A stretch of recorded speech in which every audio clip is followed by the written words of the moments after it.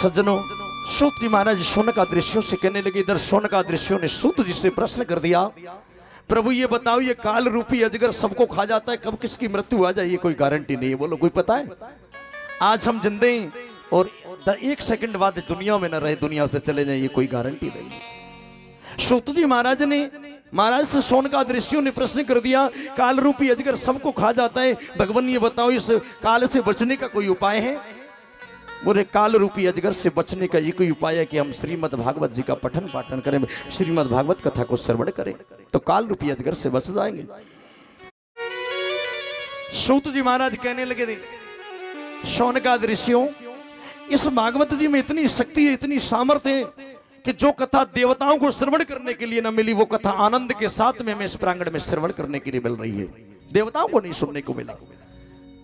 सज्जनों, सूत जी महाराज शौनका दृश्यों से कहते, ऋषियों, जब सुखदेव जी राजा परीक्षित को कथा सुना रहे थे, ये महात्मा की कथा है सज्जनों, तो देवताओं ने ये देखा राजा परीक्षित अमर होने के लिए मरने के डर से कथा को सुन रहे हैं, और हमारे पास ये अमृत है, अमृत जाकर के राजा परीक्षित को पिला दे, परीक्षित अमर हो जाएगा और परीक्षित के बदले में कथा सुनने के लिए हमें मिल जाएगी। अमृत का कलश लेकर के देवता आए, और देवता जब अमृत का कलश लेकर के आए, सुखदेव जी को अमृत का कलश दिया, कहा प्रभु ये अमृत का कलश इस राजा परीक्षित को पिला दो, ये अमर हो जाएगा और भगवान की कथा हमें श्रवण करने के लिए मिल जाएगी। सुखदेव जी ने देखा देवताओं को अहंकार है कि हमारे पास अमृत है, अरे ये अमृत कांच के समान है और ये भगवान की कथा एक मणि के समान है, सोने की मणि के समान है, हीरा के समान है, और देवता इस कांच की तुलना इस मणि से करना चाहते हैं और कथा सुनाने के लिए मना कर दिया। कौन सुनता है कथा? कथा कौन सुनता है? कौन सुनता है? हनुमान चालीसा में आपने सुना होगा, कौन सुनता है कथा को? कि प्रभु चरित्र सुनिवे को रसिया।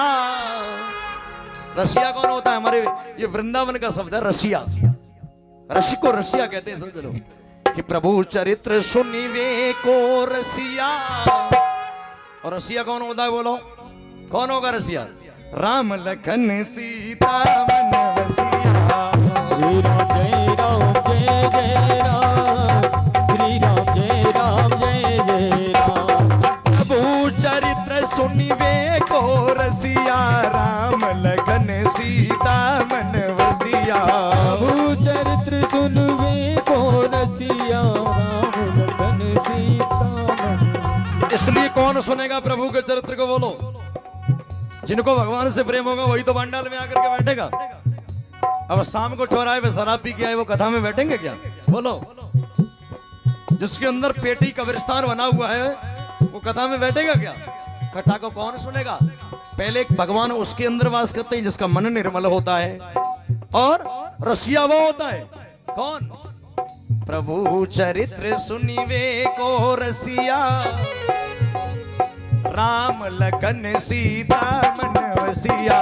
श्री राम जय राम जय जय राम, श्री राम जय राम जय राम। कि प्रभु चरित्र सुनिवे को रसिया, और राम लखन सीता मन वसिया। देवताओं ने अमृत का कलश ला करके दिया, सुखदेव जी ने देवताओं को कथा सुनाने के लिए मना कर दिया, और कथा किसको सुनने के लिए मिली? निर्मल मन जन सोई मोई पावा, राजा परीक्षित को कथा श्रवण करने के लिए मिली। सूत जी महाराज शौनका दृश्यों से कहने लगे, ऋषियों, जब ब्रह्मा जी ने देखा कि भागवत जी में इतनी ताकत है कि सुखदेव जी ने देवताओं को कथा श्रवण कराने के लिए मना कर दिया, अमृत के कलश को देने के बदले भी मना कर दिया। अच्छा ये बताओ, ये जो कलश यात्रा होती है ना, शोभा यात्रा, इसको क्यों निकाला जाता है? भागवत होती रहती है ना, अब कलश यात्रा क्यों निकालते हैं और घुमाते क्यों इसको? इसको कहते हैं मंगल यात्रा। और जहां जहां ये कलश यात्रा जाती है उस जगह में अमंगल को भी मंगल बना देती है, उस जगह के दुख दरिद्र सब दूर हो जाते हैं। इसलिए हम शोभा यात्रा निकाला करते हैं, सब कलश यात्रा निकालते हैं। क्यों? मंगल कलश है, उस जगह का मंगल कर देती है ये शोभा यात्रा, ये कलश यात्रा, इसलिए हम भ्रमण कराते हैं इसका। देवताओं ने अमृत का कलश दिया, फिर भी कथा श्रवण करने के लिए न मिली।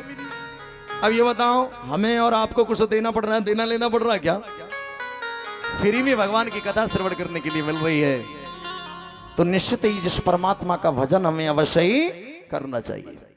अब ब्रह्मा जी ने यह दृश्य देखा, सुखदेव जी ने देवताओं को कथा नहीं सुनाई, तो धर्म की एक तराजू को लिया, एक पलड़े में सारे संसार के सुख साधनों को रखा और दूसरे पलड़े में श्रीमद् भागवत जी को रखा। और जैसे ही उसको उठाया तो भागवत जी का पलड़ा इतना भारी हो गया, तो उठाने की तो बात क्या, तिलवर ये संसार के साधन हिला भी नहीं पाए। समझ गए भागवत जी में बड़ी ताकत है, और इस भागवत जी को ही भगवान के रूप में ऋषियों ने स्वीकार कर लिया। ये भागवत कोई साधारण सी पुस्तक नहीं है, ये मेरे भगवान की वाणी है, मेरे गोविंद की वाणी है। भगवान को भागवत के रूप में स्वीकार किया।